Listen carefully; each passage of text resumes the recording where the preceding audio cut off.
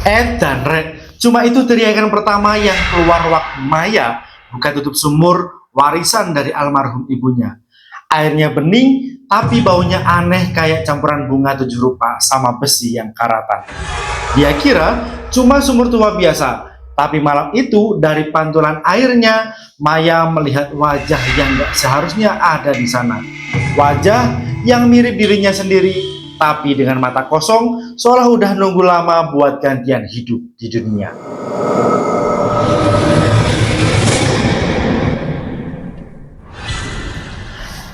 Halo guys, jumpa kembali di Iksa Nesta, tempat di mana misteri, horor, satwa, dan teknologi seperti kehidupan rumah tangga, kayak suami istri yang baru pindah rumah tapi malah disambut sama bisikan dari bawah tanah.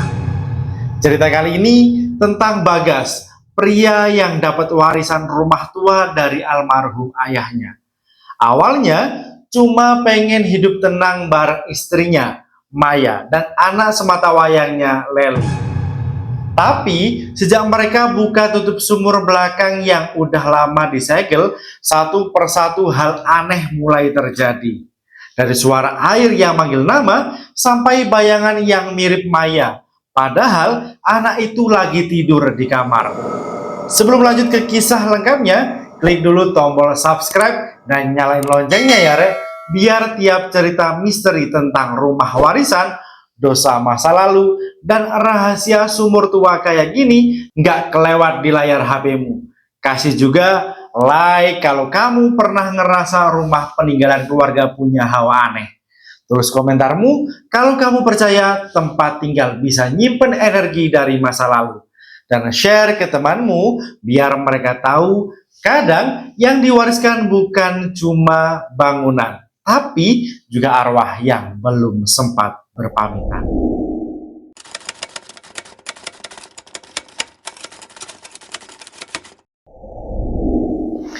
Kadang rumah lama bukan cuma diwarisin bentuknya, tapi juga rahasianya.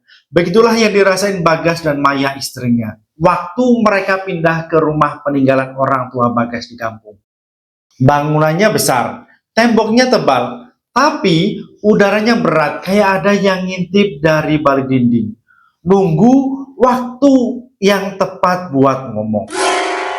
Warga cuma nyeletuk, sing penting ojo buka sumur belakang ya mas, itu sudah dikeringin. Kalimat yang awalnya dikira cuma mitos orang kampung, ternyata pelan-pelan berubah jadi peringatan yang nyata. Hari pertama pindah, semuanya terasa biasa saja. Maya semangat nyapu, Leli kecil main boneka, Bagas bongkar kardus. Tapi pas sore, Maya perhatiin satu hal ganjil di pojok belakang. Ada pot bunga besar di atas papan kayu. Katanya cuma penutup sumur tua, tapi anehnya tanah di sekitarnya selalu basah, padahal belum musim hujan. Mas, ini kenapa tanahnya lembab terus ya? Tanya Maya. Bagas cuma jawab santai. Namanya juga sumur, mungkin airnya masih nyisa di bawah. Tapi malamnya, waktu semua udah tidur, suara kedengaran dari arah belakang. Pelan tapi teratur, kayak air nangis di dalam gelap. Besok paginya, Maya nanya ke Leli, kamu semalam dengar suara air nggak? Anaknya cuma nyengir, enggak bu, tapi tadi aku main sama nenek. Maya kaget, nenek? Nenek siapa? Nenek dari bawah sumur, jawab Leli polos. Suasana langsung dingin. Maya refleks nengok ke arah jendela belakang, tapi yang kelihatan cuma pot bunga diam dengan uap tipis naik dari tanahnya. Hari-hari berikutnya gangguan makin sering. Kadang malam-malam ada suara ember jatuh, padahal dapur sepi. Kadang Maya lihat bayangan perempuan tua lewat di kaca, tapi begitu ditengok nggak ada siapa-siapa. Yang paling aneh, air di kamar mandi kadang ngalir sendiri. Bagas sempat bercanda, wah mungkin arwahnya butuh mandi mah. Tapi Maya nggak bisa ketawa, karena tiap kali suara air itu muncul, Leli pasti terbangun sambil nangis, bilang dia mimpi tenggelam di tempat gelap. Maya mulai curiga. Dia pernah ngintip ke belakang waktu dini hari.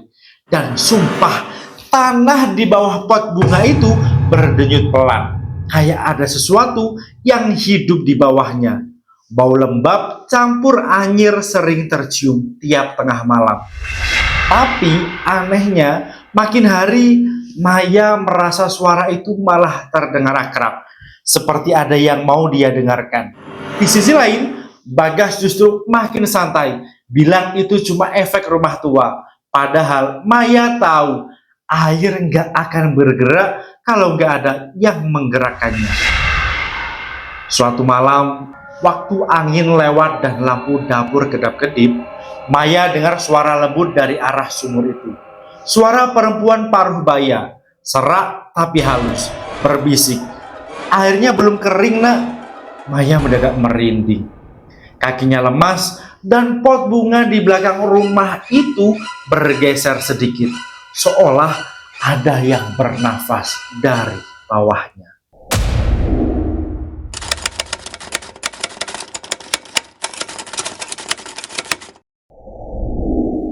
Beberapa hari setelah kejadian itu, Maya makin sering gelisah. Tiap sore, hawa di belakang rumah selalu bikin lembab dari biasanya. Kayak tanahnya menahan sesuatu. Bau anyir samar mulai muncul. Kadang kayak amis darah, kadang seperti bunga busuk yang disiram air lama. Mas, ini potnya kok kayaknya pindah posisi ya? Tanya Maya sambil nunjuk pot besar di atas sumur. Bagas cuma melirik. Lawang anginnya kenceng, mungkin kegeser dikit. Maya manggut, tapi dalam hati dia tahu pot sebesar itu nggak mungkin geser cuma karena angin. Malamnya, waktu angin mulai ngetok-ngetok jendela, Maya nggak bisa tidur dan iseng buka jendela dapur dan lihat ke arah sumur belakang. Pot bunga itu basah kuyup, Rek, padahal nggak hujan. Dan sumpah, dari sela papan bawahnya keluar uap putih tipis kayak kabut yang ngambang pelan ke udara. Maya refleks menutup jendela dan langsung narik selimut. Tapi anehnya, bau anyirnya malah makin kuat, menyusup sampai ke dalam kamar. Leli tiba-tiba ngigo sambil bilang, "Neneknya kedinginan, Bu." Besok paginya, waktu nyari kain lap di lemari tua ruang tamu, Maya nemu tumpukan surat lusuh yang dibungkus kain coklat. Tulisan di amplopnya udah pudar, tapi masih bisa kebaca. Untuk Bagas, bila ayah sudah tiada, dengan tangan gemetar. Maya buka satu-satu, isinya bikin dadanya sesak. Surat itu ditulis oleh ayah Bagas sendiri. Penuh pengakuan dosa tentang seorang pembantu yang hamil anak majikannya, tentang bayi yang tak pernah sempat lahir, dan tentang sumur belakang yang jadi saksi penghapus aib. Air mata Maya langsung jatuh. Ia nggak tahu harus sedih, jijik, atau takut. Begitu Bagas pulang sore, Maya suratnya. Tapi reaksinya, Bagas bukan panik, malah menolak mengakui kesalahan. "Sudah, Ma, itu cuma masa lalu, jangan diungkit. Ayah udah meninggal, biarlah tenang." Tapi malamnya, rumah mereka justru makin gak tenang. Suara air makin keras, kadang disertai isakan perempuan tua. Leli bahkan mulai demam tinggi, ngomong sambil merem, "Bu, airnya minta dibuka. Katanya haus, katanya pingin tenang." Maya udah gak kuat. Dia keluar ke halaman belakang sambil bawa senter. Uap putih itu masih ada, dan sekarang pot bunganya retak bagian bawahnya bocor, ngeluarin air kecoklatan kayak darah yang masih encer. Tiba-tiba papan di bawahnya goyang pelan. Suara lirih dari bawah sumur kedengaran lagi, tapi kali ini lebih jelas. Jangan biarkan air ini berhenti sebelum kebenaran muncul. Senter Maya mati seketika, dan dalam gelap dia bisa ngerasa ada tangan dingin yang nyentuh pergelangan kakinya dari arah tanah.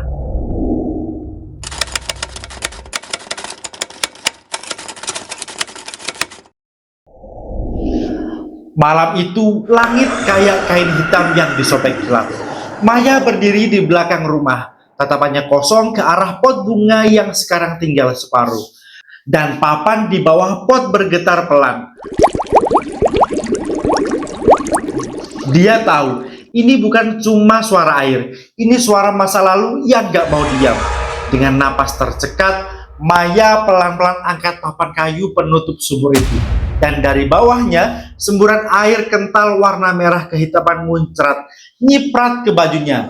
Air itu nggak berhenti keluar, malah makin banyak. Dan di antara cipratan itu, muncul bayangan perempuan tua berambut panjang, berdiri di permukaan air dengan bayi di pelukannya. Matanya sayu, suaranya bergetar, "Kamu anakku." Maya tertegun, keringatnya dingin. Dia mundur satu langkah, tapi tanah di belakangnya becek dan licin bikin dia hampir jatuh ke sumur. Dalam ketakutan, Maya lihat sekilas wajah perempuan itu mirip dirinya. Begitu mirip sampai Maya refleks menutup mulut sendiri. Tiba-tiba, surat yang disembunyikan Bagas sore itu terhempas angin dan terbuka di dekatnya. Di halaman terakhir ada satu kalimat yang selama ini belum sempat dibaca. Jika bayi perempuan itu selamat, namanya Maya, dan dosaku akan terus hidup lewat matanya. Maya jatuh berlutut, tangannya gemetar, suaranya pecah. Jadi, aku anak dari pembantu itu. Air di sumur bergolak pelan, kayak mengiyakan. Bagas datang tergesa, mukanya pucat. "Maya, jangan buka sumurnya." Tapi sudah terlambat, Rek. Begitu dia dekati, airnya langsung naik sampai ke bibir sumur, memantulkan wajahnya sendiri dalam genangan merah. Wajahnya berubah ngeri saat lihat bayangan ayahnya muncul di sebelahnya, menatap tajam, lalu menghilang bersama suara bayi yang menangis. Dalam sekejap, semua lampu rumah padam. Yang tersisa cuma suara Maya yang terisak, dan Leli yang menjerit dari dalam kamar. "Bunda, airnya masuk ke mimpi Leli, Bunda." Pagi harinya, warga nemuin halaman belakang rumah Bagas becek. Tapi sumurnya benar-benar kering. Nggak ada air, nggak ada bau. Cuma papan yang retak dan pot bunga yang terbalik. Maya duduk di sampingnya. Lemas, matanya sembab, tapi tenang. Dia bilang pelan ke warga, "Sekarang airnya udah berhenti." Dia udah tenang. Dan entah kenapa, sejak hari itu udara di rumah itu jadi lebih ringan. Tapi setiap kali hujan turun, suara tangisan kecil masih terdengar samar dari arah tanah yang dulu disebut sumur. Dosa memang bisa dikubur, tapi bukan berarti hilang. Kadang dia cuma nunggu waktu untuk muncul lagi lewat darah sendiri.